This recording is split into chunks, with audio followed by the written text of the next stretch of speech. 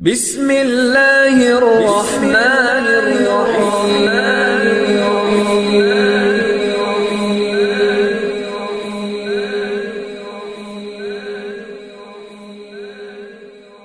بسم اللہ الرحمن الرحیم والحمد للہ رب العالمین والعاقبۃ للمتقین ولا عدوان الا علی الظالمین والصلاة والسلام على اشرف الانبیاء والمرسلین نبینا محمد وعلى آلہ وصحبہ اجمعین اما بعد فقال اللہ تبارک وتعالی ولا تهنوا ولا تحزنوا وانتم الاعلون ان کنتم مؤمنین۔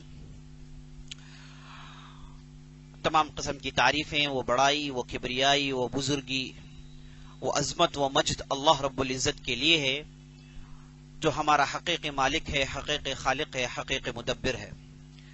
لاکھوں کروڑوں درود و سلام ہو سرور کائنات، فخر موجودات، احمد مجتبی محمد مصطفیٰ، تاجدار مدینہ محمد بن عبداللہ صلی اللہ علیہ وسلم پر، جنہیں اللہ تعالیٰ نے سارے کائنات کے لیے رحمت بنا کر مبعوث کیا۔ میں اللہ سے دعا کرتا ہوں کہ اللہ تعالیٰ جس طرح ہمیں اس مبارک مجلس میں جمع کیا ہے، ان مبارک چہروں کے ساتھ، ان مبارک موضوعات کے ساتھ، اسی طرح ہمیں جنات الفردوس میں جمع کریں۔ ایک بہت بڑے عالم گزرے ہیں، ان کا نام ہے عبدالحق الاشبیلی۔ یہ وہ عالم ہیں جنہوں نے سب سے پہلے بخاری اور مسلم کو جوڑا، دونوں کو جوڑ کر ایک کتاب کی شکل دی، اور اس کتاب کا نام رکھا الجمع بین الصحیحین۔ بہت بڑے عالم گزرے ہیں۔ وہ اپنی کتاب میں ایک بچے کا واقعہ لکھتے ہیں۔ ایک چھوٹا بچہ تھا، اپنے گھر میں پل رہا تھا، بڑھ رہا تھا۔ اس کے والدین تھے اور دوسرے چچا چاچی اور دوسرے رشتہ دار تھے۔ وہ کہتے ہیں کہ بچے کا عالم بڑا ہی عجیب و غریب تھا۔ اس کے گھر کے لوگ ہمیشہ ڈرے ہوئے ہوتے۔ کوئی باہر جانا چاہے گھر سے تو بہت سوچتا تھا اور سوچ سمجھ کر گھر سے باہر قدم رکھتے تھے، اور جب بھی گھر میں واپس لوٹ آتے ان کے چہرے ہمیشہ پیلے پڑے ہوئے ہوتے، غمگین ہوتے، بہت کم ہنسنے کا موقع ملتا۔ اور ان کے جو والد صاحب تھے ان کا بڑا ہی عجیب و غریب رویہ رہا۔ وہ کہتے ہیں کہ بچہ یہ اپنے والد کو دیکھتا اور والد روزانہ ایک کمرے میں جاتے، کمرے میں جا کر بند کر لیتے، اور بچے سے بچہ اگر کبھی کمرے میں داخل ہونے کی کوشش کرے تو والد صاحب اسے ڈراتے اور دھمکاتے، کہتے کہ اس کمرے کے قریب تمہیں نہیں آنا ہے، اندر جانے کی اجازت نہیں ہے۔ چند دن ایسے ہی گزرے، لیکن بچہ جو بھی دیکھ رہا تھا سو دیکھ رہا تھا، لیکن اس کے دل میں خواہش یہ تھی کہ آخر جان لے کہ کمرے میں جا کے والد صاحب کیا کرتے ہیں۔ اور یہ کہتے ہیں کہ بچہ تھا، لیکن چند دنوں کے بعد بڑھ گیا، ہوشیار ہو گیا، ذہن تازہ ہو گیا۔ تو وہ اسی تاک میں تھا کہ کیوں گھر والے ایسے ہیں اور اسے باہر جانے نہیں دیتے، اور جب بھی باہر جاتا اسے ایک دوسرا لباس پہناتے، اور پہنانے کے بعد اسے باہر جانے کی اجازت دیتے، اور باہر جانے کے بعد اسے روزانہ چرچ لے کر جاتے۔ چرچ میں جاتا، باقاعدہ صلیبی اشارہ کرتا، اور باہر جب بھی گھومتا تو اس بستی کی زبان بولتا۔ گھر والے ایک دوسری زبان بولتے تھے، لیکن بچے کو یہ ٹریننگ دی گئی کہ گھر سے باہر جائیں تو صرف وہ زبان بولے جو بستی والے بولتے ہیں۔ اور بچے کے دل میں، ذہن میں بات بس گئی تھی، رچ گئی تھی کہ باہر کی دنیا میری دشمن ہے، اور باہر کے لوگ خوش رہیں گے لیکن ہم کو خوش رہنا نہیں ہے۔ باہر کے لوگ منائیں گے فیسٹیولز اور جمع ہوں گے، خوب عیاشیاں کریں گے، خوب شراب پئیں گے، ہر قسم کی چیزیں کریں گے، لیکن میں اور میرے خاندان والے انہیں جا کر صرف کھڑ کر دیکھ سکتے ہیں اور ہمیں ان خوشیوں میں شامل ہونے کا کوئی موقع نہیں۔ اور بچہ گھر میں رہتا ہے، اس کی کوئی تعلیم نہیں، اڑوس پڑوس میں دیکھتا ہے کہ جو دوسرے ہیں باقاعدہ تعلیم حاصل کرتے ہیں، لیکن اس بچے کو تعلیم فراہم کرنے کے لیے کوئی ذریعہ نہیں۔ جب بھی اپنے گھر والوں سے کہتا کہ دیکھو تعلیم میں بھی پڑھنا چاہتا ہوں، تو گھر والے ڈانٹتے اور اڑوس پڑوس کے لوگ اس بچے کو دیکھ کر ٹھٹا مذاق اڑاتے، اس کی مذاق اڑانے کی کوشش کرتے۔ اور یہ بچے کا عالم یہ تھا کہ گھر میں صرف ایک ہی بچہ تھا، باقی لوگ بڑے لوگ تھے، کوئی چچا ہے تو کوئی ماموں، والد ہیں والدہ ہیں، سب کا آنا جانا ہوتا اور ایسے محسوس ہوتا کہ کچھ ہو رہا ہے، لیکن ذہن چھوٹا ہونے کی وجہ سے یہ بچہ سمجھ نہیں پا رہا ہے۔ اچانک جب وہ نوجوان ہو گیا، 10-15 سال 12-13 سال کا ہو گیا، تو اچانک گھر میں بستی کی ملٹری داخل ہوتی ہے، بستی کے بعض پادری داخل ہوتے ہیں اور گھر میں تلاشی لیتے ہیں، اور تلاشی لینے کے بعد ان کے والد کو کھینچ کر لے کر چلے جاتے ہیں۔ اب بچہ گھر میں ہے، پریشان ہے، والدہ بھی ان کی پریشان ہے۔ 2 دن کے بعد ان کے چچا گھر میں داخل ہوئے، داخل ہو کر یہ کہنے لگے کہ دیکھو معاملہ تمام ہو گیا، اب بچے کو بہت ساری باتیں بتانی ہے، بچوں کو تیار کر لو۔ تو میری والدہ آتی اور مجھے تیار کرتی، مجھ سے کہتی کہ تیرے کپڑے یہاں رکھے ہوئے ہیں، اور میرے کپڑے کو اٹھا کر بکسے میں ڈالتی، اور کھانے پینے کے بعد سامان اٹھا کر بکسے میں جوڑتی، اور اس کے بعد کہتی کہ دیکھو سفر کے لیے پیسوں کی ضرورت پڑے گی، اور پیسے اس میں رکھتی اور اسے اس بکسا دکھاتی اور بتاتی کہ شہر کے راستے ایسے ایسے ہیں اور سمندری راستہ ایسا ہے، تم نکلو گے تو سمندر کی طرف اس طریقے سے جانا ہے۔ جبکہ بچہ کبھی بھی اس راستے کو نہیں دیکھا اور اسے باتیں سمجھ میں نہیں آ رہی تھی، گھر میں کیا ہو رہا ہے، کیوں مجھے بکسا دیا جا رہا ہے، کیوں کپڑے جوڑے جا رہے ہیں، کیوں کھانے پینے کے سامان رکھے جا رہے ہیں، کیوں پیسے دیے جا رہے ہیں۔ بچہ ایک کنفیوژن کے عالم میں یہ تمام چیزیں گویا کہ اس کے لیے معمہ ہے، سمجھ نہیں پا رہا ہے، لیکن اس کے ساتھ یہی کچھ کیا جا رہا ہے۔ اور اس کے بعد چند دن کے بعد ان کے چچا نظر نہیں آئے، گھر میں صرف میری والدہ تھی، اور ایسے ہی چند روز گزر گئے تو اچانک میرے دوسرے رشتہ دار آئے، انہوں نے آ کر کہا کہ نکلنا ہے ہم کو۔ تو مجھے سمجھ میں نہیں آیا کہ کہاں نکلنا ہے، تو مجھے لے کر میری والدہ اور وہ صاحب نکل کر گھر سے نکلے، ہم جا رہے ہیں، اتنے میں میرے سامنے میری والدہ اور میرے سامنے میرے ماموں کو ہے نا انہیں پکڑ لیتے ہیں اور کھینچ کر لے کر جاتے ہیں اور سڑک کے بیچ میں انہیں رکھتے ہیں، اور چاروں طرف بستی کے لوگ کھڑ کر دیکھ رہے ہیں، اور ان دونوں کو پیٹا جا رہا ہے، ان کے والدہ کو مارا جا رہا ہے اور ان کے رشتہ دار کو مارا جا رہا ہے۔ یہ بچہ کھڑ کر دیکھ رہا ہے، سمجھ میں نہیں آتا کہ کیوں مارا جا رہا، اور خون کے فوارے نکلتے ہیں، اور اس کے بعد اس بچے کے سامنے اتنا مارا جاتا ہے یہ بچہ چیختا ہے، بلبلاتا ہے، اور اس کی والدہ مار کھاتے ہوئے اشارہ کرتی ہے، زبان کھول کر کچھ نہیں کہتی، اشارہ کرتی ہے کہ نکل جا یہاں سے، لوگ تجھے نہیں دیکھیں، تو یہاں سے نکل جا۔ اب کوئی بکسا نہیں، کوئی کپڑے نہیں ہے، اچانک آئے تھے لے کے جا رہے ہیں، تو بچے کی طرف والدہ اشارہ کرتی ہے کہ تو نکل جا یہاں سے، اور بچے کو سمجھ میں نہیں آیا، وہ دیکھ ہی رہا تھا کہ اس کے سامنے اس کی والدہ کو مار دیا گیا اور اس کے سامنے اس کے ماموں کو مار دیا گیا۔ بچہ اتنا گھبرایا ہوا تھا، دوڑتے ہوئے جو راستہ اس کی والدہ نے دکھایا، اس راستے کے تعاقب میں نکل کر میرے دوستوں سمندر کی طرف چلے جاتا ہے، اور سمندر کی طرف ادھر جاتا ہے تو ایک عجیب غریب کے لوگ نظر آ رہے ہیں، ان کے چہروں میں داڑیاں ہیں اور ان کے سروں میں ٹوپیاں ہیں، اور یہ لوگ کچھ مختلف نظر آتے ہیں۔ جیسے ہی یہ لوگوں نے مجھے دیکھا، مجھے پکڑ کر کشتی میں بٹھا لیے، اور اس کے بعد کشتی نکل گئی، اور میں کشتی میں بیٹھ کر نکلا، اور چند دنوں کے بعد ایک بستی میں لا کر چھوڑا گیا، اس بستی کو الجزائر کہتے ہیں، وہاں پر مجھے لا کر چھوڑا گیا، اور وہاں میری تربیت ہوئی، اور وہاں مجھے یہ معلوم ہوا کہ میں مسلمان ہوں۔ میرے خاندان والے مسلمان تھے، میرے باپ مسلمان تھے، میری والدہ مسلمان تھی، ہم گھر میں عربی زبان بولتے تھے، جب بھی سڑکوں میں اترتے تو ہسپانی زبان بولتے، اور یہ جو ہمارے دشمن تھے یہ عیسائی تھے، اور یہ ہم اور ہمارے جیسے لوگوں کو عیسائیت قبول کرنے کے لیے مجبور کرتے تھے، ہمیں خوب مارتے تھے، خوب پیٹتے تھے، اس لیے ڈر کے مانند ہم گھروں میں رہتے تھے، باہر جائیں تو صرف عیسائیت کلیسا جاتے، عیسائیوں کی طرح رہتے، لیکن گھر میں آتے تو ہماری زبان بدل جاتی، عادات و اطوار بدل جاتے۔ ہمارے والد جو کمرے میں جا کر رہتے تھے، مجھے بعد میں معلوم ہوا، کشتی والوں نے مجھے بتایا کہ تمہارے والد کمرے میں جا کے قرآن پڑھتے تھے، قرآن کے لیے انہوں نے کمرہ رکھا ہوا تھا، اور وہ کمرے میں جا کے وہ قرآن پڑھتے تھے، اور تمہیں اس وجہ سے قرآن نہیں سکھائے کہ تم بچپن میں کسی کے سامنے جا کے غلطی سے اگر تمہاری زبان میں ایک آیت بھی آ گئی،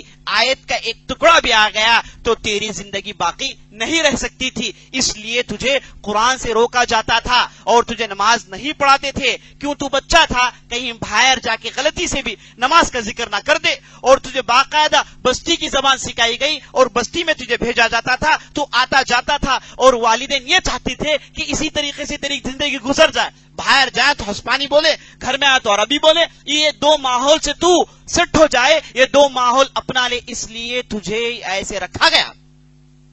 اور اس کے بعد وہ الجزائر میں اترتے ہیں، وہاں پر باقاعدہ شرعی علم حاصل کرتے ہیں، قرآن حفظ کرتے ہیں، اور دیکھتے ہی دیکھتے بہت بڑے عالم بن جاتے ہیں۔ میرے دوست یہ پورا واقعہ لکھنے کے بعد عبدالحق اشبیلی کہتے ہیں وہ بچہ کوئی اور نہیں میں ہوں، کہتے ہیں وہ بچہ کوئی اور نہیں میں خود ہوں، میں خود وہ بچہ ہوں، وہ میرے ساتھ یہ واقعات پیش آئے۔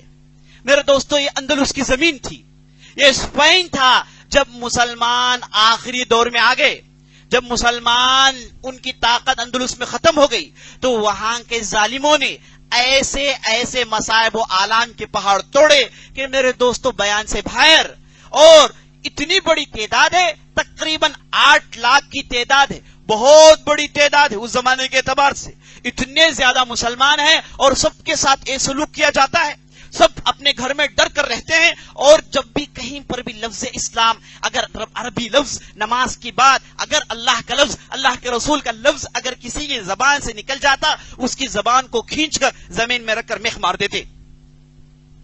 اتنا بھیانک تھا میرے دوستو دور وہ، اور انشاءاللہ آنے والی مجالس میں بتاؤں گا کہ کیسے کیسے عذاب دیے جاتے تھے، کیسے مسلمانوں کو دھکے مار کے اسپین سے نکالا گیا تھا۔ 1492 میں مسلمانوں نے آخر اندلس کو چھوڑا، 1492 میں مسلمانوں نے اندلس کو چھوڑا، اس کے بعد بھی مسلمان تھے، لیکن وہ مسلمان نہیں تھے ظاہری طور پر، دل ان کا مسلمان تھا، لیکن ظاہری طور پر عیسائی بنا لیے گئے، سب کے نام عرب جو ہے ہسپانی زبان، فرنچ زبان میں عربی نام کو گھما دیا گیا۔ میرے دوستو یہ بڑا ہی کھٹن، یہ واقعے سے آپ کو معلوم ہو جائے گا کہ کیا کیا حالات ادھر گزرتے تھے، اور عبدالحق الاشبیلی نے اپنی کتاب میں اس واقعے کو اس وجہ سے نقل کیا کہ پڑھنے والے جان لے کہ بچوں کے دل میں کیا گزرتی تھی، بچوں کے حالات کیا تھے، ان کے سامنے ان کے والد، ان کے سامنے ان کے والدہ، ان کے سامنے ان کے رشتہ داروں کو اتنا مارا جاتا کہ ان کے جسم کے خون نکل آتے، خون کے فوارے نکل آتے، بھیانک منظر ہے۔ انشاءاللہ میں چاہتا ہوں کہ یہ آنے والی مجالس میں اس کی تفصیل ذکر کرو۔ بہرحال میرے دوستو یہ حالات تھے اندلس کے، اور اسی وقت اس طرف ہیں ہمارے ہیرو جن کے تعلق سے ہم سن رہے تھے، سلیم الاول۔ میرے دوستو سلیم الاول جن کے تعلق سے آپ نے کل بعض باتیں سنی، یہ بایزید کے لڑکے تھے، عثمانی بادشاہ تھے، جو آگے چل کے بہت بڑے خلیفہ بنے۔ انہوں نے 9 سال میں ایسے کام کیے، اس کی مثال ساری تاریخ اسلامی میں بلکہ ساری تاریخ انسانی میں نہیں ملتی۔ 9 سال میں ایسی تبدیلیاں، اور 9 سال میں جو آپسی اختلافات، داخلی خلفشار کی وجہ سے جو مختلف اسلامی بستیاں بنی ہوئی تھی، جن کی تعداد 20 سے زیادہ تھی، سب کو انہیں جوڑ کر خلیفے کے ماتحت لائے، خلافت کے ماتحت لائے، اور خلافت کا اعلان کیا۔ اتنی بڑی شخصیت ہے میرے دوستو، لیکن سلیم اول پہلے سے ان کے پاس خبریں آتی تھی کہ اندلس میں ایسا ہو رہا ہے، مسلمانوں کو ایسا مارا جا رہا ہے۔ یہ ترک ہے نا میرے دوستو، یہ اسلام ان کے دل میں اتنا اترا ہوا ہے کہ اسلام کے لیے سب کچھ تش دیں گے، اسلام کی حفاظت کے لیے اپنے جانوں کو ہتھیلی میں رکھ کر کھیلنے کے لیے تیار ہے. اور آج بھی ہم دیکھتے ہیں، آج بھی جو ترک ہیں ان کے اندر وہ اسلامی حمیت، وہ ایمانی جوش، وہ اسلامی محبت موجود ہے میرے دوستو. آپ دیکھتے ہیں ان قریب ترکیہ کا پرائم منسٹر باقاعدہ برما میں زیارت کیا اور جا کے وہاں کے لوگوں سے لپٹ رہا ہے، رو رہا ہے. جذبہ، ایمانی اخوت ان لوگوں کو نہیں جانتا. یہ کون ہے نہیں جانتا، نام بھی نہیں جانتا، لیکن یہ جانتا ہے کہ مسلمان ہے، یہ جانتا ہے کہ ان کے دل میں ایمان ہے. اور ایمان یہ دو ملتے ہیں، چہرے نہیں ملتے، رنگ نہیں ملتے، زبانیں نہیں ملتی ہیں میرے دوستو دلیں جن میں ایمان ہوتا ہے. میرے دوستو یہ ترک جو ہیں جنہوں نے اسلام کے لیے بہت کچھ خدمت کی، اور آج آپ تفصیل سننے والے ہیں ان میں سے بعض چیزوں کی. یہ جو سلیم اول تھے ان کے پاس خطوط پہنچتے تھے، ان کے پاس لیٹرز آتے تھے، اور میرے دوستو اندلس کے واقعات، اندلس میں مسلمانوں پر جو ظلم ہو رہا ہے، اسپین میں عیسائی جو مسلمانوں کو کاٹ رہے ہیں، گاجر موری کی طرح روند رہے ہیں، یہ واقعات پڑھتے ہیں، آنکھوں سے آنسو جاری ہیں. اور میرے دوستو انہوں نے جو صفوی سلطنت کی نیست و نابود کے سامان مہیا کیے. صفوی سلطنت جن کے تعلق سے اب کل سن رہے تھے، ایک شیعی سلطنت تھی جو بڑی سلطنت قائم ہوئی تھی. ان کا بڑا اسماعیل صفوی تھا، اور یہ باقاعدہ اثنا عشری بن کے اور سارے اہل السنہ والجماعہ کو قتل کیا. اور میرے دوستو سلیم اول بادشاہ بننے سے پہلے جورجیا کے قریب ایک چھوٹے علاقے کے گورنر تھے. اس زمانے میں سلیم اول کے دل میں بات آ گئی کہ یہ ظالم صفوی سلطنت کو ختم کرنا ہے. اور اس زمانے میں ہوا یہ کہ یہ صفوی عراق میں گھس آئے. عراق میں گھس آ کر یہ اعلان کیے کہ یہاں کے ائمہ کی قبروں کو کھود کر نکال کر باہر پھینکیں گے. وہ اس وجہ سے کہ اسماعیل صفوی نے چاہا کہ عراق کے اندر ایک سنی لڑکی سے شادی کرے. جب اس گھر والوں نے انکار کیا تو اس کے بدلے میں میرے دوستو ایران میں اس نے سنی اہل علم کے قبروں کو کھودا اور ان کی نعشوں کو نکال کر روڈوں میں پھینکا، سڑکوں میں پھینکا. اور اس نے یہ اعلان کیا کہ میں بغداد میں داخل ہو کے، کوفہ میں داخل ہو کے ابو حنیفہ رحمت اللہ علیہ کے جسم کو نکال کر سڑک میں پھینکنے والا ہوں. یہ اعلان کیا. ان پتہ نہیں ان لوگوں کو قبر کھود کے قبر میں سے نعشوں کو نکالنے میں کیا جذبہ ہے، کیا ان کی دل کی تسکین پہنچتی ہے. اور آپ نے کل سنا کہ نبی صلی اللہ علیہ وسلم کی قبر کو کھودنے کی کوشش کی، جسم کو نکالنے کی انہوں نے کوشش کی. یہ عداوت ہے میرے دوستو، یہ بغض ہے، یہ حقد ہے، یہ حسد ہے سنیوں کے خلاف، اہل السنہ کے خلاف. اور میں نے آپ کو بتایا تھا یہ صفوی جو ہیں دعویٰ شیعت کا کرتے ہیں، جبکہ یہ در پردہ اندر سے زوراسٹرینز ہیں، مجوسی ہیں. یہ اسلام آنے سے پہلے جو مذہب ایران اور دوسرے علاقوں میں تھا اس کے پیرو ہیں. وہ چاہتے ہیں کہ اسلام سے پہلے جیسے پرشینز طاقت میں تھے، کسرا طاقت میں تھے، ان کی سلطنت کو دوبارہ کی جائے. اور آج بھی اسی کی کوشش ہو رہی میرے دوستو. آپ جو ایران کا جھنڈا دیکھتے ہیں اس میں ایک ایمبلم ہے، آپ پہلے وہلے میں دیکھیں گے تو آپ کو وہ اللہ کے لفظ جیسا نظر آئے گا، لیکن آپ اس کے اندر جا کے دیکھیے، غور سے دیکھیے، اس میں ڈریگن کا چہرہ ہے اور ڈریگن کے پر ہیں. یہ مجوسی نشانی ہے، یہ زوراسٹرینز کا سمبل تھا. اسلام آنے سے پہلے کسرا اسی کو اختیار کیا ہوا تھا. تو یہ صفوی چاہتے تھے کہ دوبارہ مجوسیت قائم ہو جائے. نام شیعت کا لیتے تھے، نام اہل بیت کا لیتے تھے، نام دوسرا لیتے تھے، لیکن اندر سے یہ لوگ پکے دشمن تھے میرے دوستو. تو اس لیے سلیم اول اچانک ان لوگوں پر دھمکے اور سب کو اسی زمانے میں مارا اور 15,000 لوگوں کو ارسٹ کر کے لا کے باعزید کے پاس چھوڑے، جو ان کے والد اس وقت بادشاہ تھے. تو انہوں نے نرمی اختیار کی، انہیں رہا کر دیا. تو اس کے بعد غصہ آیا، تو اس کے بعد بادشاہ کو انہوں نے ہٹایا. کل واقعات آپ نے سنا. اس کے بعد باقاعدہ سلطنت میں یہ بیٹھ گئے اور بیٹھنے کے بعد صفویوں کا خاتمہ کیا. سب سے پہلے صفویوں کا خاتمہ کیا. وہ اس وجہ سے میرے دوستو کہ انہیں معلوم تھا کہ جب بھی مسلمان عثمانی سلطنت اس طرف مغرب کی طرف آگے بڑھنا چاہتی ہے اور اندلس کے پاس جانا چاہتی ہے تو یہ پیچھے سے صفوی اس طرف سے حملہ کرتے ہیں اور یہ لڑائی چھوڑ کر اب پیچھے اس طرف آتے ہیں، ان سے لڑتے رہتے ہیں، ہمیشہ انہیں اسی علاقے میں بزی رکھتے ہیں. اور ان کے ساتھ دینے والے پورے یورپی ممالک ہیں. انگلینڈ ساتھ دے رہا ہے، اٹالی ساتھ دے رہا ہے، اسپین ساتھ دے رہا ہے. پورے ممالک مل کے یہ شیعہ صفوی کی طرفداری کرتے ہیں، مدد دیتے ہیں، اسلحہ فراہم کرتے ہیں، کشتیاں دیتے ہیں اور اس طرف سے حملہ کرتے ہیں. تو عثمانی سلطنت کے بادشاہ انہی لوگوں کے لڑائی میں اس طرف مصروف رہتے، اس طرف آگے بڑھنے کی کوشش نہیں کرتے. اس لیے سلیم اول اس زمانے میں ہونے کے باوجود، عثمانی مضبوط سلطنت ہونے کے باوجود اندلس کی حفاظت نہیں کر پائے، اسپین کی حفاظت نہیں کر پائے. آپ نے تاریخ سنا، 1500 کے آس پاس ادھر سلیم اول ہے اور دوسرے عثمانی مضبوط بادشاہ ہیں. اور اسی دور میں اس طرف اندلس میں مسلمانوں پر یہ ظلم ڈھایا جا رہا ہے میرے دوستو. جبکہ دونوں میں بہت لمبا فاصلہ ہے، دونوں دور دور ہیں، تقریباً میں سمجھتا ہوں کہ 6000 سے لے کے 7000 کلومیٹر تو کم از کم ہوں گے، لیکن عثمانی طاقت رکھتے ہیں، عثمانی خلافت اتنی مضبوط خلافت کہ سارا یورپ ڈرتا ہے انہیں دیکھ کے، جا سکتے ہیں لیکن ادھر لڑائی میں مصروف رکھے ہوئے ہیں، اس لیے آگے بڑھ نہیں سکے۔ تو میرے دوستو، سلیم اول کو بادشاہ بننے کے بعد، خلیفہ بننے کے بعد مسلسل خطوط آئے اور ان سے مطالبہ کیا گیا، رو رو کر لکھا گیا کہ مسلمانوں کو بچانا چاہیے اندلس کے، اسپین کے مسلمانوں پر ایسے ایسے مصائب و آلام کے پہاڑ توڑے جا رہے ہیں، انہیں ایسی ایسی تکلیف ہو رہی ہے، آپ کو چاہیے کہ فوراً مدد کریں۔ لیکن سلیم اول سمجھ میں نہیں آیا کہ کیسے مدد کریں۔ اتنے میں انہیں خبر ملتی ہے کہ ایک بہت بڑے ہیرو ہیں جو جزائر سے ان کا تعلق ہے۔ کہاں سے؟ الجزائر ہے نا، الجیریا سے ان کا تعلق ہے، اور وہاں پر انہوں نے ایک مضبوط نیویگیشن فورس بنا رکھا ہے۔ میرے دوستوں، یہ بہت بڑے ہیرو تھے، ان کا نام تھا عروج۔ ان کا نام کیا تھا؟ عروج بربروسا۔ یہ میرے دوستو شاید ہم میں سے کوئی سے جانتے ہیں، نام بھی ہمارے لیے عجیب ہوگا، لیکن ہم نہیں جانتے، یورپ کے لوگ جانتے ہیں۔ یاد رکھ لیجئے، یہ ہماری مصیبت ہے کہ ہم ہمارے ہیروز کو نہیں جانتے۔ جب بھی ہم اسلامی کوئی کارٹون دیکھنا ہے تو ہم دیکھتے ہیں علاؤدین، ہے نا، علاؤدین بابا، 40 چور، اور اس کے بعد کیا ہے، الف لیلا، اور اس کے بعد میرے دوستوں ایسی، یہ سب پوری جھوٹ ہے، کسی کی بھی حقیقت نہیں ہے۔ جب بھی اسلامی کوئی چیز دکھانا چاہتے ہیں تو وہ لوگ یہی دکھاتے ہیں، بغداد کے 40 چور، علاؤدین یہ کہاں تھا نہیں معلوم، اور اس کے بعد الف لیلا سندباد، یہ لوگ تھے ہی نہیں۔ یاد رکھ لیجئے، یہ سب فرضی کیریکٹرز ہیں، اسے بنانے والے کون ہیں؟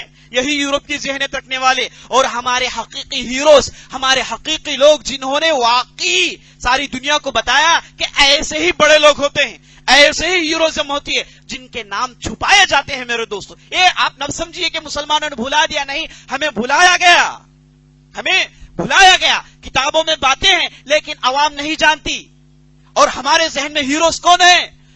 فلاں ہیرو کا نام لیا جائے تو لوگ اسے ہیرو مانتے ہیں، فلاں کیریکٹر آئے تو اسے ہیرو مانتے ہیں۔ ایسے دوسرے لوگ جو صرف جھوٹ ہے میرے دوستو، یہ ہیرو کو انہوں نے کچھ بھی نہیں کیا، ایک پکچر ہے، پکچر میں دکھایا جاتا ہے، ان لوگوں کو بتا کے ہمارے نوجوانوں کو اس کے طرف مائل کیا جاتا ہے، اور ہمارے نوجوان بھی اس کے پیچھے، علم نہ ہونے کی وجہ سے، صحیح راستہ نہیں ہونے کی وجہ سے، صحیح تعلیم ڈائریکشنز نہیں ہونے کی وجہ سے ان کے پیچھے دوڑتے جاتے ہیں اور انہیں ہیرو سمجھتے ہیں، اور مسجد میں ان کے ہیرو کا ایک بنین میں نام ڈالنے کے نماز پڑھتے ہیں۔ ان کو نہیں معلوم کہ یہ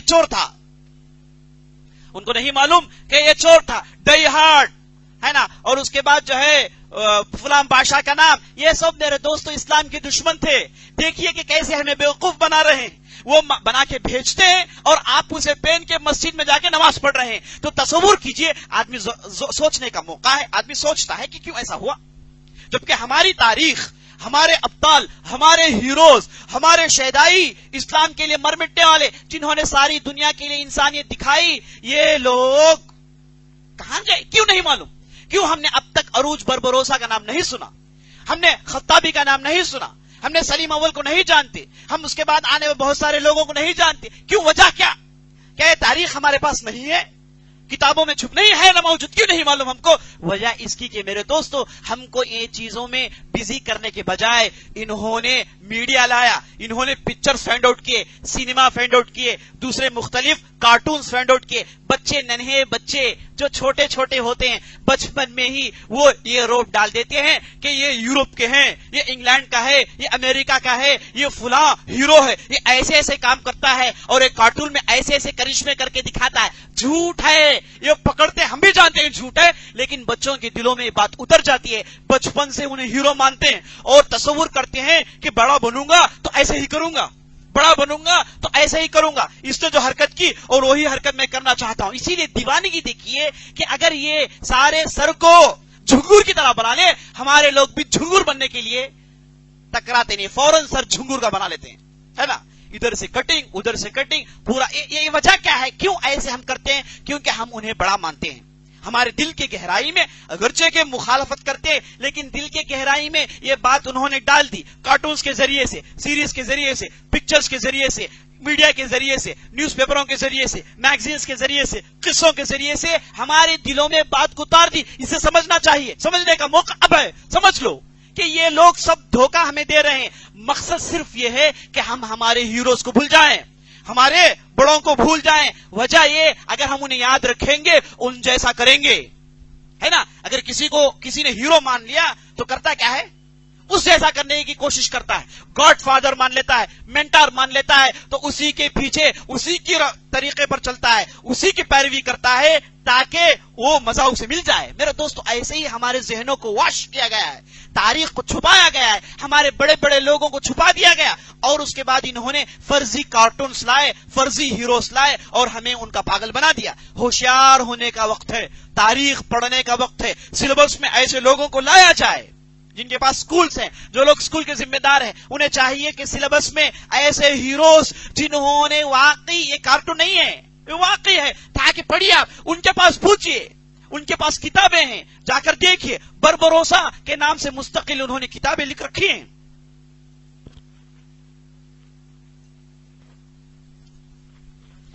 بہرحال میرے دوستو, اس طریقے سے ہمارے ساتھ کھلواڑ کیا گیا اور ہمیں خود نہیں معلوم, ہمیں غلام بنا لیا گیا.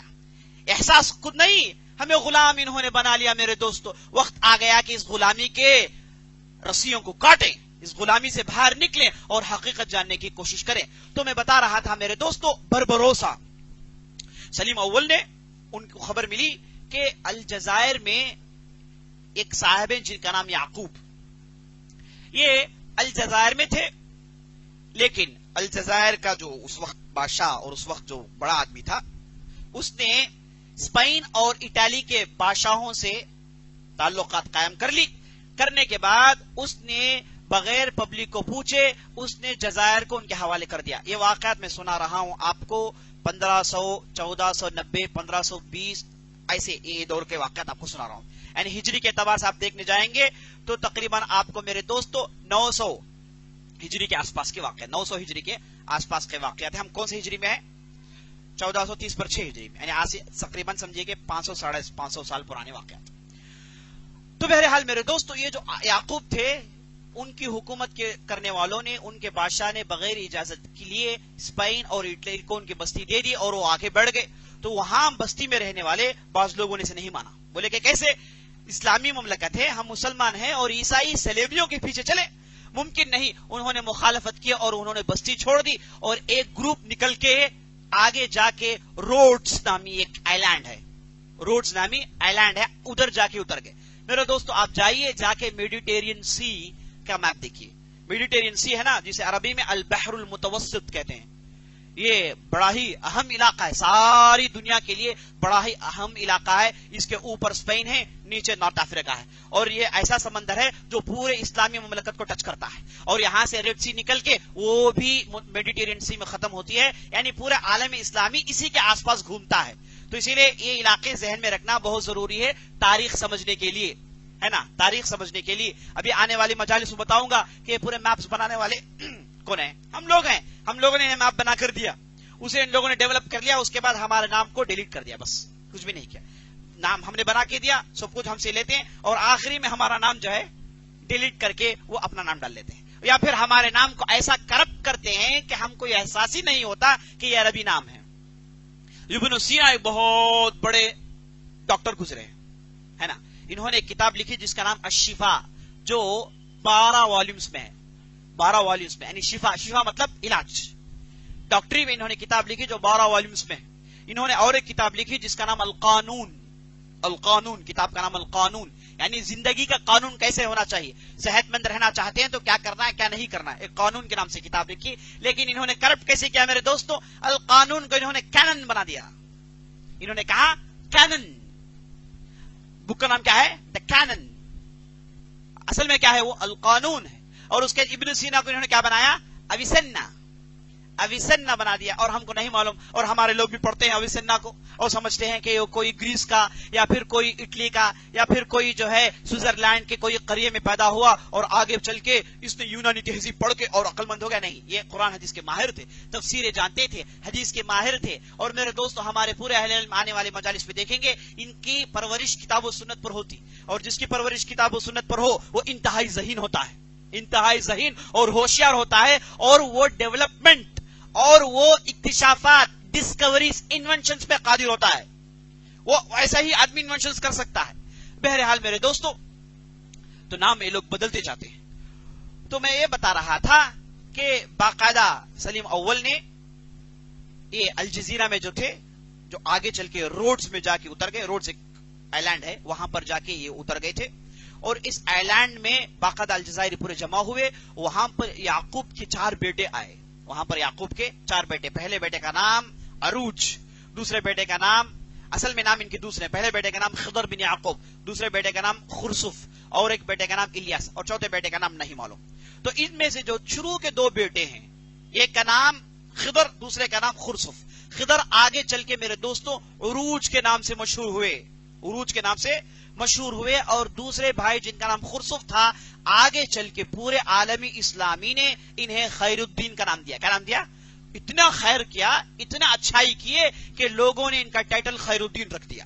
تو عروج اور خیر الدین یہ 2 میرے دوستو اس جزیرے سے نکلتے ہیں, اور اس کے بعد یہ نیویگیشن فورس تیار کرتے ہیں. یہ نیویگیشن فورس تیار کرتے ہیں, ورنہ اس سے پہلے مسلمانوں کے پاس زمین میں بہت مضبوط تھے. عثمانی سلطنت زمین کے لڑائی میں بہت مضبوط تھی, لیکن کمزور یہ میرے دوستوں نیویگیشن میں تھے, بحری بیڑوں میں ان کے اندر کمزوری تھی. تو اس وقت میرے دوستوں اس آئی لینڈ میں عروج نامی ایک صاحب آئے, وہ باقاعدہ ادھر سے انہوں نے بیڑے بنائے اور باقاعدہ سمندر میں سفر کرتے تھے, اور ان کی تجارت تھی میرے دوستوں. وہ جاتے تھے ایک مستی میں, وہاں کے غلاموں کو خریدتے, لا کر بیچتے. اس زمانے میں میرے دوستوں غلاموں کو خریدنا بیچنا یہ اچھی تجارت مانی جاتی تھی, ہے نا. بعد میں غلامی ختم کر دی گئی, ورنہ اس زمانے میں غلام بہت ہوتے تھے. آج بھی آپ فقہی کتابیں اٹھ کر پڑھیں گے تو آپ کو معلوم ہو جائے گا کہ یہ غلاموں کی جو ہے تجارت کتنی زیادہ تھی. فقih کوئی مثال دینا چاہے تو سب سے پہلے غلام کی تجارت کی مثال دیں گے. غلام کی تجارت عام تھی, ہے نا, وہ تقریباً عام تھی آج سے 100 سال تک پہلے تک. اس کے بعد اسے باقاعدہ اسے جو ہے پروہیبٹ کر دیا گیا, ورنہ اس سے پہلے مشہور تھا. تو یہ جو تھے عروج, یہ باقاعدہ غلام کی تجارت کرتے تھے اور اس جزیرے کی حفاظت کرتے تھے, اور ان کے دل میں دشمنی تھی کہ یہ اسپین اور اٹلی کہ یہ جو صلیبی ہیں انہیں مسا چکایا جائے. اور وہ باقاعدہ یہ صلیبی مسلمان علاقوں میں گھستے, ہنگامہ مچاتے میرے دوستوں, مصحف جلاتے, مسلمانوں کو مارتے, لڑکیوں کو لے کر چلے جاتے. عام تھا, لٹیرے تھے, ہے نا, لٹیرے تھے. اور اس وقت ان لٹوروں کو روکنے کے لیے عروج نکلا ہے. لیکن آج یورپ انہیں کیا کہتا ہے؟ پائریٹس کہتا ہے, اور انہیں دکھایا جاتا ہے باقاعدہ, عروج کو باقاعدہ دکھایا جاتا ہے. پیرٹس آف کیریبینز نامی کوئی فلم ہے, میں تو نہیں جانتا, لیکن میں سنا پیرٹس آف کیریبین نامی فلم ہے, اس میں باقاعدہ انہیں دکھایا جاتا ہے. اور کیسے دکھایا جاتا ہے میرے دوستو؟ لال داڑھی والا, اس کا ایک آنکھ پھوٹا ہوا ہے اور اس کا ایک ہاتھ کٹا ہوا ہے, اس کے بدلے ایک لوہے کا راڈ اس طرف ڈال دیا گیا ہے, اور ایک پیر کٹا ہوا ہے جس میں لاٹھی بندھی گئی ہے, اور اس کے ہاتھ میں تلوار ہے, اور چہرہ اتنا بھیانک کہ آدمی دیکھتے ہی ڈر جائے, اور لال داڑھی ہے اس کی. یہ دکھایا جاتا ہے نا, یہ فوٹوز وغیرہ بھی دکھائے جاتے ہیں. یہ میرے دوستو کوئی اور نہیں, یہی عروج ہیں, یہی عروج ہیں. اور انہیں میرے دوستو ان کی شہرت اتنی ہوئی کہ یہ اندلس میں بار بار گئے, وہاں کے انہوں نے مسلمانوں کو بچایا, تو وہاں کے مسلمانوں نے کہا بابا عروج, بابا عروج. وہ آگے چل کے بابا عروج ہوا, اور جب انہوں نے اٹلی اور اسپین کے لوگوں کو مزہ چکایا, ان کی اتنی شہرت ہوئی, بابا عروج آگے بڑھ کے کیا بن گئے؟ بابا روسا ہو گئے, بابا روسا ہو گئے. اور بابا روسا میرے دوستوں اٹلی زبان میں اٹالین زبان میں لال داڑھی والے کو کہتے ہیں, لال داڑھی والے کو کہتے ہیں. یہ ان کی تاریخ ہے, بتاتے, آپ دیکھتے جائیں گے معلوم ہوگا. تو میرے دوستو یہ ایسی شخصیت ہیں, ان کا ہاتھ کبھی نہیں کٹا تھا, نہ کبھی ان کا پیر کٹا تھا, نہ یہ اندھے تھے, اور نہ ان نے جو ہے بھیانک جنوں کی طرح تھے، بلکہ باقاعدہ ترکی تھے، چہرہ منور تھا، لال داڑھی تھی اور مضبوط آدمی تھے. اور یہ میرے دوستوں پائریٹ نہیں تھے جیسے بتایا جاتا ہے، بلکہ پائریٹس کی چوری کو روکا کرتے تھے. یہ جیسے آ کے لوٹتے تھے یہ صلیبی، انہیں یہ روکتے تھے. تو میرے دوستو یہ روڈز میں جمع ہوئے، دیکھتی ہی دیکھتی ان کی طاقت بہت بڑھ گئی، بہت زیادہ بڑھ گئی. تو جب خلیفہ سلیم اول کو خبر ملی کہ یہ ایک صاحب ہیں جن کا نام عروج اور ان کے ایک بھائی ہیں خیر الدین، یہ دو بھائی بہت زیادہ اسلام کی مدد کر رہے ہیں، مسلمانوں کی طرفداری کر رہے ہیں اور فلاں آئی لینڈ میں انہوں نے اپنی بستی بنا رکھی ہے، تو فوراً میرے دوستو سلیم اولی نے خط لکھ کر بلاتے ہیں عروج کو. باقاعدہ عروج استنبول پہنچتے ہیں اور عروج سے بہت دیر تک سلیم اول گفتگو کرتے ہیں اور اس کے بعد عروج کو اٹھا کر پورے خطوط پڑھاتے ہیں کہ پڑھو بھائی تم پڑھو. تو عروج خطوط پڑھتے ہیں، عربی زبان ہے میرے دوستو، جہاں کہیں بھی رہے عربی مملکت ہے، سب عربی سمجھتے ہیں. لینگویج نمبر 2 ترکی ہے، پہلے زبان عربی ہے. تو خط اٹھا کر پڑھتے ہیں تو ان کی آنکھوں میں آنسو جاری ہو جاتے ہیں. سلیم اول خطوں کو اٹھاتے ہیں، اٹھا کر کہتے ہیں کہ میں نے آپ کو بلایا اس وجہ سے کہ میں تمہیں ایک مشن امپاسبل دوں. کیا دوں؟ ایک مشن امپاسبل دوں. مشن امپاسبل میرے دوستو شاید یہ فلموں کا نام ہے، مشہور ہے، لیکن پورا آپ جانتے جھوٹ ہے، ہم بھی جانتے ہیں جھوٹ ہے، اٹھانے والے کو بھی معلوم جھوٹ ہے، لیکن میں حقیقی مشن امپاسبل آپ کو سنا رہا ہوں. کیوں میں اسے مشن امپاسبل کہتا ہوں سنیے. سلیم اول نے کہا کہ بھائی تمہارا کام یہ ہے کہ میں استنبول سے میں آپ کو بحری بیڑے فراہم کروں گا، کشتیاں فراہم کروں گا. تمہارے چند ساتھی کو لے کر جاؤ گے جو زیادہ 50 سے زیادہ نہیں ہے، چھوٹی گنتی کے مٹھی بھر لوگ ہیں. ایک بحری بیڑا لے کر چلو گے، کشتی لے کر چلو گے اور پورا میڈیٹرینین سے کاٹتے ہوئے اٹلی اور فرانس کے نیچے گھستے ہوئے اندلس میں جا کر رکو گے. کہاں رکو گے؟ اسپین میں رکو گے. اور جیسے وہاں رک جاؤ گے تو تمہارے لیے صرف تھوڑی مدت ہے. کرنا کیا ہے؟ ادھر اترتے ہی وہاں پر تم نیویگیشن ملٹری دیکھو گے، نیوی ملٹری دیکھو گے، ان سے تمہارا مقابلہ ہے. اور اے ملٹری کو پسپا کرنے کے بعد تم بستی میں داخل ہوگے تو بستی میں بھی ملٹری ہوگی اندلس کے اندر، ان سے تمہارا مقابلہ ہے. اور جیسے انہیں پسپا کر دو گے تو تم کو بستی میں تلاش کرنا ہے پوشیدہ گودامز کا، پوشیدہ گودام ہے نا، سیکرٹ گراؤنڈز ہے، اسے آپ کو تلاش کرنا ہوگا. اور جیسے تم تلاش کر لو گے تو اندر جاؤ گے تو دیکھو گے کہ اندر مسلمانوں کو مار مار کے سڑایا جا رہا ہے. ظاہری نظر نہیں آتے، ظاہری طور پر بستی میں لوگ آتے جاتے ہیں، امن کا مظاہرہ ہو رہا ہے، امن نظر آئے گا، لیکن نہیں، ان کے اندر ہے نا، روڑوں کے اندر انہوں نے گودام بنا رکھے ہیں، اس میں تمہیں داخل ہونا ہے. اور یاد رکھو کہ وہاں جو مسلمان ہیں انہیں تم بچا کر جب باہر لاؤ گے تو کوشش یہ کرو کہ ان کے آنکھوں میں سورج کی روشنی نہ پڑے، کیونکہ وہ کئی سال نیچے رہ کے آنکھوں میں روشنی نہیں پڑنے کی وجہ سے اچانک تم جب انہیں روشنی ملاؤ گے تو ہو سکتا ہے کہ ان کی روشنیاں ختم ہو جائیں گی. تو تصور کریے، آپ آدمی تصور کرنے کے لیے اب اسے موقع ہے، کرنا چاہیے کہ روشنی پڑتی آنکھ کی روشنی گئے چلے جائے گی.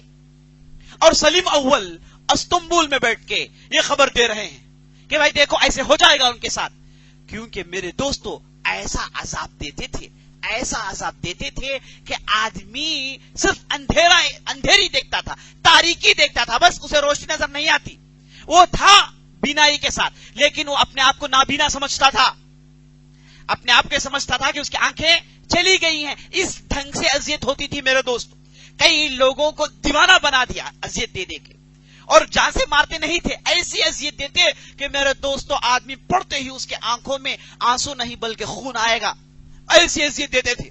تو سلیم اول کہتے ہیں کہ ایک گودام کو تلاش کرنا ہے اور تلاش کر کے وہاں کے مسلمانوں کو جمع کرنا ہے جتنا تم جمع کر سکتے ہو. اور یاد رکھو یہ کام روشنی میں نہیں کرنی ہے، اور انہیں چبھا کے واپس تمہارے کشتی میں چڑھاؤ اور واپس انہیں ترکیہ متلاؤ، انہیں الجزائر میں اتار دو، ترکیہ متلاؤ الجزائر میں اتار دو. تو سفر میرے دوستو 5000 کلومیٹر سے زیادہ ہے، بحری سفر ہے. اور اس کے بعد لڑائی کس سے؟ نیوی فورس سے لڑائی، اور بستی میں گئے، بستی میں پھر لڑائی، اندر گئے پھر پادریوں سے لڑائی، اور مختلف لوگ بستی جو ان کی اسپین اس وقت جلات خانہ بنا ہوا تھا، قصائی خانہ بنا ہوا تھا، ان لوگوں سے مقابلہ کرنا ہے، تلاش کرنا ہے، تلاش کر کے اندر سے مسلمانوں کو اٹھانا ہے، اور پھر ان کے لیے بعض احترازات ہیں وہ کرتے ہوئے پھر انہیں واپس لانا ہے، اور پھر لڑائی ہوگی، اور پھر لا کے کشتی میں چڑھانا ہے. ایک پروگرام ہے. اور یہ سب کتنے گھنٹے میں کرنا ہے میرے دوستو؟ جیسے اندلس کے ساحل میں اتر جائے تو صرف عصر سے لے کے عشاء تک کا موقع ہے، صرف عصر سے لے کے عشاء تک کا موقع ہے. وہ سلیم اول یہ کہتے ہیں کہ یہ تھوڑی مدت میں اس وجہ سے کرنا ہے کہ تم نہیں کر پاؤ گے تو پورے عیسائی جمع ہو جائیں گے، ان کے لشکر فوراً الرٹ ہو جائے گی، اور تم کو یہ سارا کام صرف اتنے پہر میں کرنا ہے، یہ سارا کام اتنے پہر میں کرنا ہے. میرے دوستو تصور کیجئے کہ سلیم اول کہاں بیٹھ کے پروگرام سنا رہے ہیں، وہ ہے استنبول میں، اور اندلس کی اتنی خبر ہے کہ سڑک سڑک بتاتے ہیں، یہاں گوڑام ہے، یہاں گوڑام ہے، ایسے ایسے تم کو جانا ہے. اور سب کچھ کسے کہہ رہے ہیں؟ عروج سے کہہ رہے ہیں، بابا روز سے کہہ رہے ہیں، جو واقعی یہ کام پر قادر ہیں، واقعی ایک کام پر قادر ہیں. اس لیے میرے دوستو سلیم اول اتنے سارے لوگوں کو چھوڑ کر انہیں چن رہے ہیں، ہے نا. سلطنت کتنی بڑی ہے، اتنی بڑی سلطنت میں ایک آدمی کو بادشاہ چن رہا ہے، تو کیا آدمی ہیرو بننے کا قابل نہیں ہے؟ کیا ہم اسے پائلٹ کہیں گے؟ کیا ہم اسے دھوکے باز کہیں گے؟ ایسے ہی پیش کیا جاتا ہے میرے دوستوں، ایسے ہی انہیں پیش کیا جاتا ہے. بابا روسا کے نام سے یورپ کنٹریز میں، امریکہ میں، اور اس تعلق سے کتابیں لکھی گئی، حقیقی تاریخ لکھنے والے بھی ہیں. بہرحال عروج نے اس بیڑے کو قبول کیا اور وہاں سے نکلتے ہیں میرے دوستوں، اور جیسے پروگرام بنایا ویسے اندلس میں اترتے ہیں اور باقاعدہ مقابلہ ہوتا ہے. مٹھی بھر لوگ ہیں، ایسے ٹوٹ پڑتے ہیں، اللہ ان کی ایسی مدد کرتا ہے کہ وہاں کے جتنے بھی دوسرے تھے ان کا چکنا چور کرتے ہیں اور بستی میں داخل ہوتے ہیں.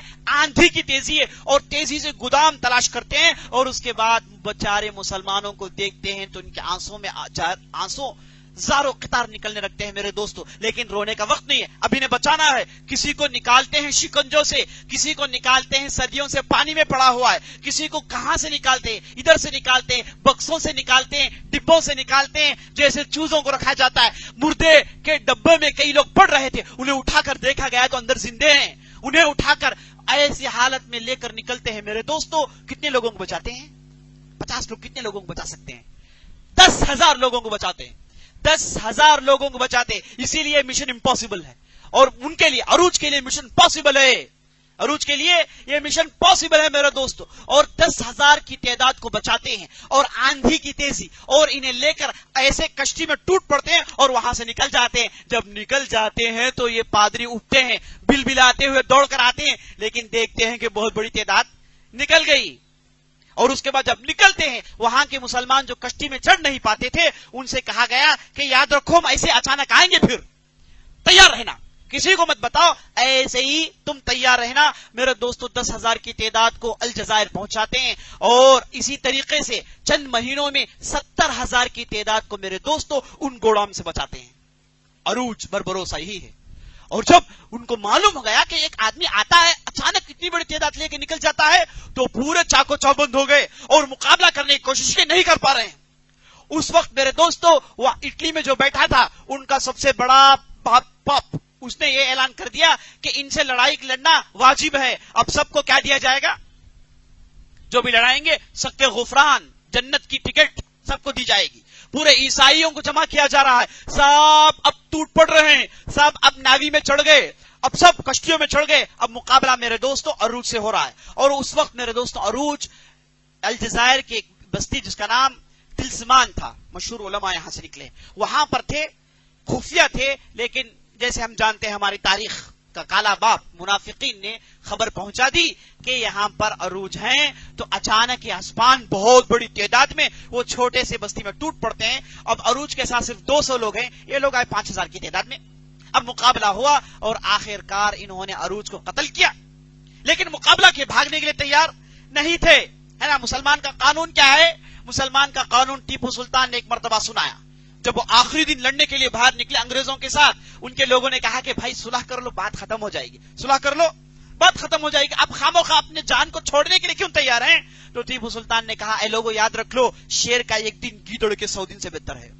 شیر کا ایک دن گیدڑ کے 100 سال سے بہتر ہے. 100 دن 100 سال سے بہتر ہے. میں شیر بن کر ایک دن میں ختم ہو جاؤں اور گیدڑ بن کے 100 سال رہوں، یہ میرے لیے جائز نہیں. میں ایک دن شیر بن کے ختم ہو جاتا ہوں. اور تلوار سون کے نکلے، انگریزوں نے قتل کر دیا. اور اس دن ان کے ہاتھوں میں 10 تلوار ٹوٹے، 10 تلوار انہوں نے اپنے ہاتھوں میں توڑا. کون؟ ٹیپو سلطان. بہرحال میرے دوستو ایسے ہی ہوا.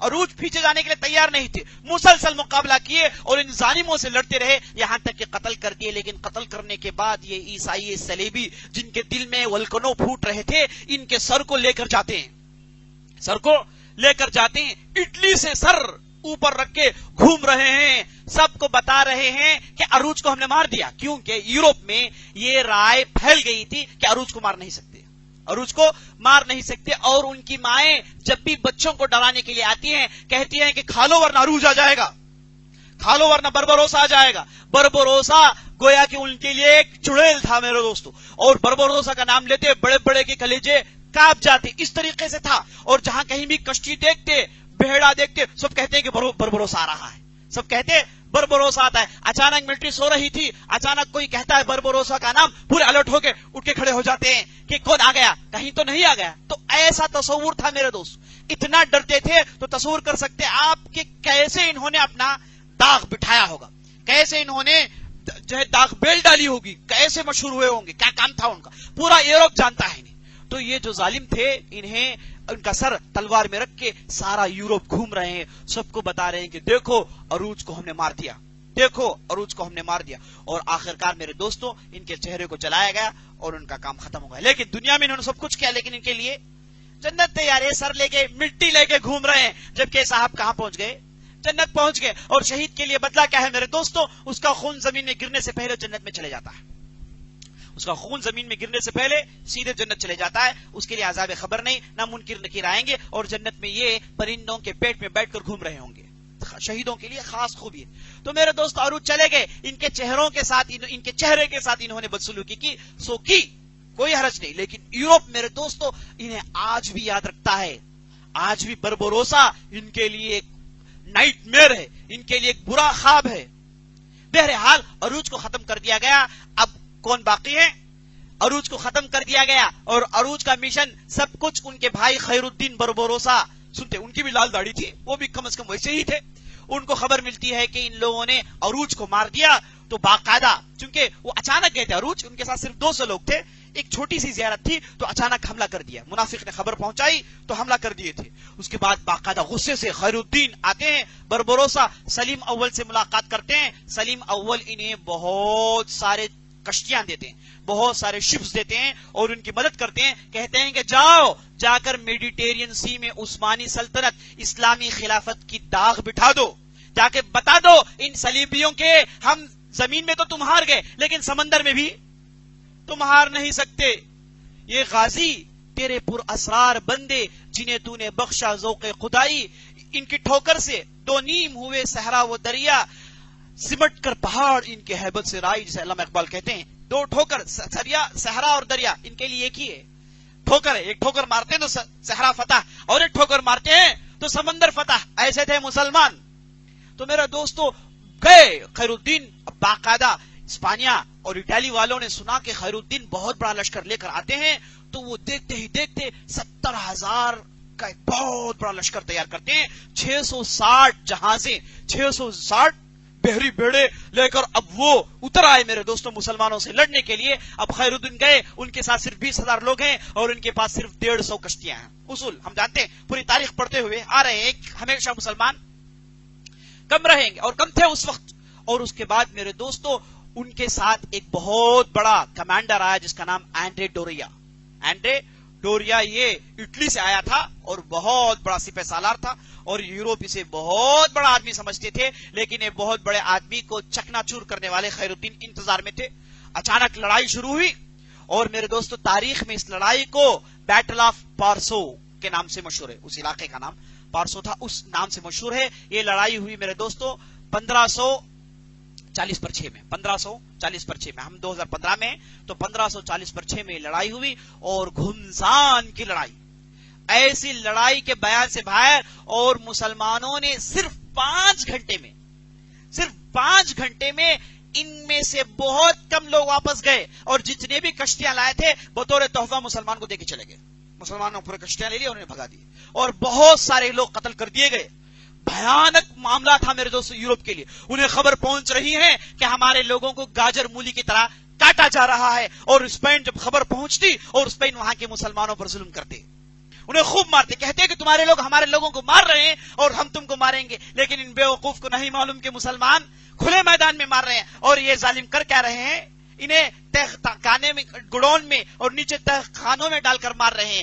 یہ دونوں سیم ہے, ایک ہے نہیں ہے میرے دوستو. بہرحال تاریخ کا بہترین واقعہ اگر سارے عالم اسلامی میں جنگوں کو جوڑا جائے, جو اہم جنگ تھے اس میں سے بیٹل آف پرسو میرے دوستو اہم جنگ ہے, اہم جنگ شمار کیا جائے گا. اس میں اللہ تعالیٰ نے مسلمانوں کو جیت دی اور اس کے بعد اب بحری طاقت بھی مسلمانوں کے ہاتھ میں. تو سلیم اول نے خیر الدین البربروسا کو بلا کر کہا کہ میری نیوی فورس کے تم کمانڈر ان چیف ہو, میری نیوی فورس کے تم کمانڈر ان چیف ہو. اور اس کے بعد سے خیر الدین میرے دوستو پورے سمندر کے وہ چیف مانے جاتے تھے اور کوئی بھی بچہ بغیر اجازت کے سمندر میں آ نہیں سکتا, کوئی بھی چوڑی کا بچہ بھی بغیر اجازت کے سمندر میں آ نہیں سکتا. ایسا معاملہ بنا دیے کہ اسپین اپنے کشتی سمندر میں ڈالنا چاہتا تو خط لکھتے خیر الدین بربروسا سے کہ آپ کی اگر اجازت ہے تو ہم کشتی بھیجتے ہیں, ہے نا. اور اس کے بعد فرانس خط لکھتا ہے, اٹلی خط لکھتا ہے, کہتا ہے کہ ہم کشتی بھیجنا چاہتے ہیں, آپ کی اجازت چاہیے. بغیر ان کی اجازت کی کشتیاں ہلتی نہیں تھی میرے دوستو. اور وہ زمانہ تھا مسلمان باقاعدہ ان لوگوں سے جزیہ لیتے. فرانس سے کہتے کشتی جانا ہے پیسے دو, اسے کہ کشتی جانا ہے پیسے دو, باقاعدہ بہت سارے پیسے لیتے تھے اور اس کے بعد ان کی کشتی کو جانے کی اجازت دیتے تھے. یہ وہ زمانہ تھا میرے دوستو جب ونسٹن چرچل یو ایس میں حکومت کر رہا تھا.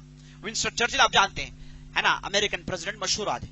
یہ اس کا دور تھا. وہ جب اپنی کشتی لے کر آیا تو مسلمانوں نے کہا کہ جزیہ دو.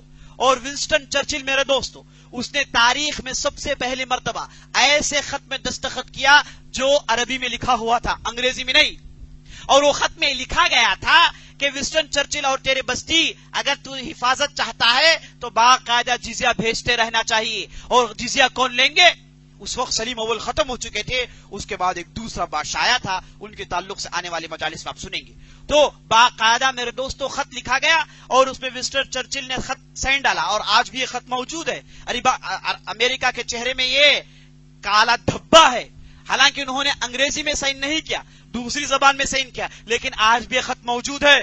آج بھی ترکیہ اگر یہ خط دکھائے تو امریکہ شاید رک جائے, لیکن اٹھا کے دکھانے کے لیے آدمی پیدا ہونا چاہیے کہ دیکھو یہ خط ہے. اب انقریب ہو سکتا ہے کہ تم سے دوبارہ خط لکھ لے, ہونا ممکن ہے. تو میرے دوستو ونسٹن چرچل خط ڈال کے کہتا ہے کہ میں باقاعدہ تمہیں جزیہ دوں گا, میرے کشتیوں کو تم جانے کی اجازت دو. تو باقاعدہ مسلمانوں نے عثمانیہ سلطنت نے میرے دوستو ونسٹن چرچل سے اور دوسرے بڑے بڑے یہ جو سرغنے تھے یورپ کے, ان سے باقاعدہ جزیہ لیا کرتے تھے. اور اس کے بعد فرانس اتنا ڈر گیا کہ فرانس کا اہم ایک ایریا ہے میرے دوستو, اہم ہاربر مانا جاتا ہے, اسے مرسیلیا کہتے ہیں. اب فرانس کے میپ میں جا کر دیکھیے آپ. اور ایک ہاربر ہے جس کا نام تولن. یہ دو بہت اہم ہاربر سے, اسے باقاعدہ فرانس نے خیر الدین کو بلا کے کہا کہ دو تم اٹھا لو. خیر الدین جو ہے وہاں پر یہاں ہے الجزائر میں, لیکن فرانس کے ساحل میں ان کی حکومت چل رہی ہے.